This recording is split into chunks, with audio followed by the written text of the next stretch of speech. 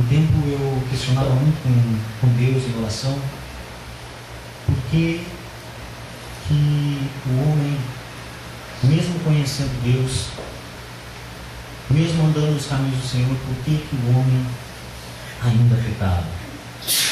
Talvez você já tenha se questionado, talvez você já tenha até se apertado no coração quando você erra. Oh, mas eu conheço a palavra, eu sabia que não era para fazer isso, como é que fui fazer novamente?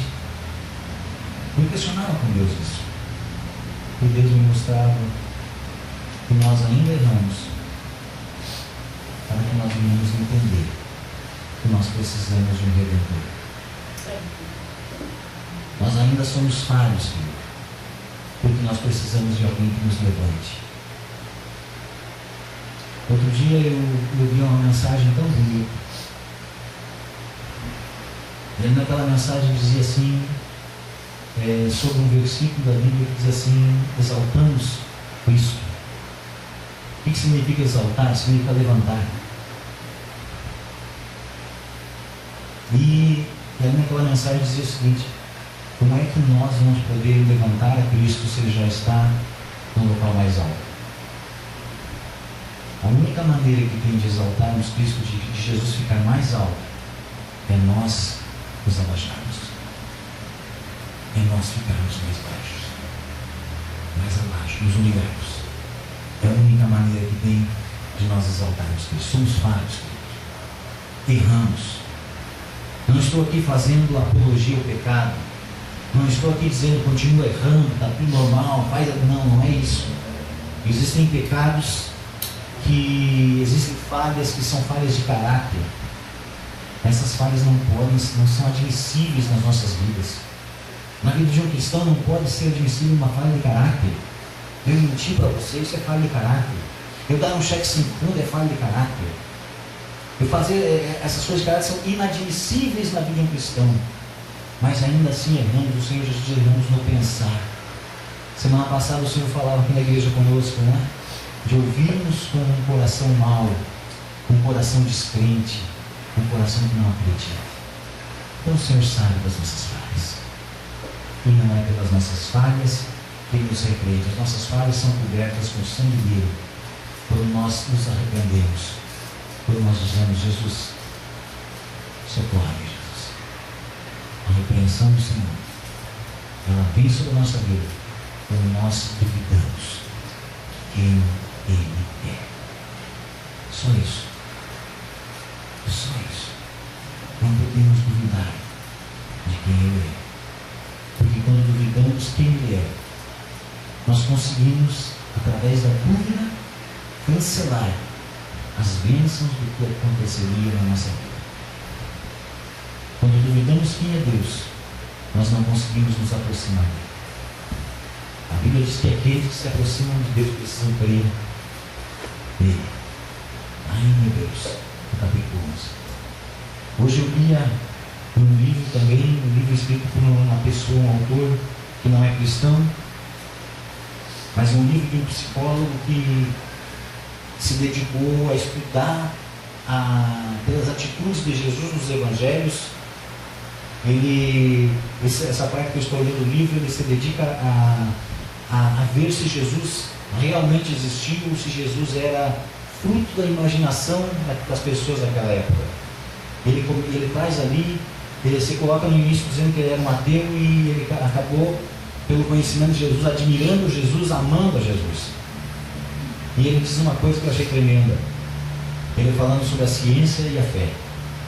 Ele dizendo que a ciência se abastece da dúvida, e a fé é a ausência da dúvida. Eu li aquilo ali e achei tremendo.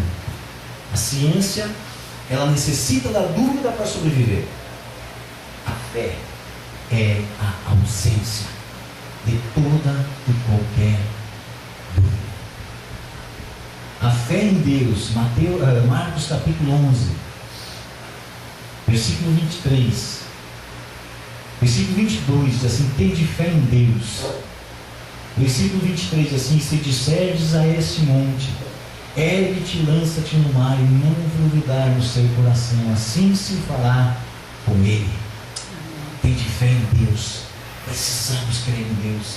É a nossa única expectativa, é a nossa única esperança, é crermos em Deus. Por isso que Jesus disse para Pedro: homem de pequena fé, por que duvidaste? Porque Jesus sabia que o tempo ia se afunilar, que as coisas iriam ficar difíceis. Jesus sabia que Pedro iria passar pelo crivo, iria passar por dificuldades, que haveriam perseguições sobre eles. Então Jesus disse assim: olha, vocês precisam crer que eu sou quem eu realmente digo que eu sou, que eu vou além da morte, que eu vou ressuscitar. Era isso que Jesus estava dizendo. É isso que Jesus diz para nós, amados. Além da morte, nem a morte pode nos conter. Amém? Nem a morte pode nos conter. Porque se o apóstolo Paulo diz, a morte para nós é lucro, nós vamos para o Senhor, em nome de Jesus. Vamos orar? Queria convidar vocês a colocar em pé nesse instante. Em nome de Jesus. Senhor Deus, nós te damos graças nessa noite, Pai, pela tua palavra, Senhor. Porque, Senhor, o Senhor nos traz uma palavra, Deus, de alegria. O Senhor nos traz uma palavra, Pai, de motivação. Aonde, Jesus, o Senhor nos fala sobre nós crermos no Senhor. O Senhor nos traz uma paz no coração, Senhor, porque o Senhor não repreendeu Pedro por ele ter falhado, por ele ter tido medo e afundado. O Senhor repreendeu Pedro, sim, porque lá no começo ele havia duvidado que era o Senhor que estava ali andando sobre as águas. Porque ele havia duvidado que era o Senhor que estava ali.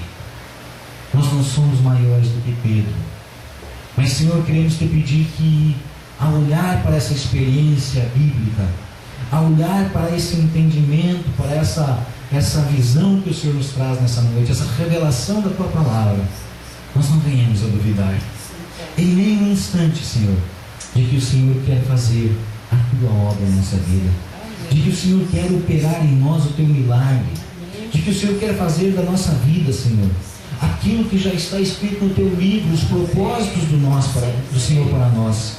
Que nós não venhamos duvidar que o Senhor cura, que nós não venhamos duvidar que o Senhor liberta, que nós não venhamos duvidar que o Senhor prospera, que nós não venhamos duvidar que o Senhor salva, mas que nós venhamos, sim, Jesus, crer quem tu és. Como aquele dia Pedro, quando conversava com Jesus, depois dessas experiências que ele teve, um dia o Senhor perguntou para os discípulos: quem dizem por aí que o Filho do Homem é? E alguns disseram: é Elias, outros disseram: João Batista é um profeta. E o Senhor disse para eles: e vocês? Quem vocês dizem que eu sou? E Pedro foi o primeiro que saltou na frente. E Pedro foi aquele que chegou e disse: tu és o Deus, tu és o Filho do Deus vivo que está entre nós. E o Senhor disse para ele: ó Pedro, não foi a carne que te revelou, não foi pensamento humano, não foi conhecimento que te revelou, mas foi o próprio Deus que te revelou isso. Foi o Espírito Santo que te revelou isso no coração, Pedro. Senhor, que nós venhamos ter essas revelações do Senhor sobre a nossa vida, que nós possamos, Senhor, a cada dia estarmos andando mais próximos de Ti, crendo quem Tu és, Senhor, não nos abatendo com as nossas deficiências, não olhando para trás com as nossas dúvidas, com os nossos medos, por aquelas coisas que erramos, Senhor, mas sabendo, Deus, que mesmo quando afundamos, olhamos para Ti, olhamos para a cruz, olhamos, como diz o salmista: olho para os montes, de onde me vem o socorro. E nós venhamos olhar para cima, como Estevão olhou para cima, e venhamos saber que o Senhor está com a tua mão estendida para nos socorrer, para nos levantar novamente e para irmos contigo até o barco. Amém. E para ficarmos em segurança nos teus braços, Jesus. Muito obrigado, Deus. Muito obrigado, Senhor, porque temos o entendimento de que essas coisas que o Senhor nos trouxe hoje, essa revelação, procede dos céus para a nossa vida. Em nome de Jesus.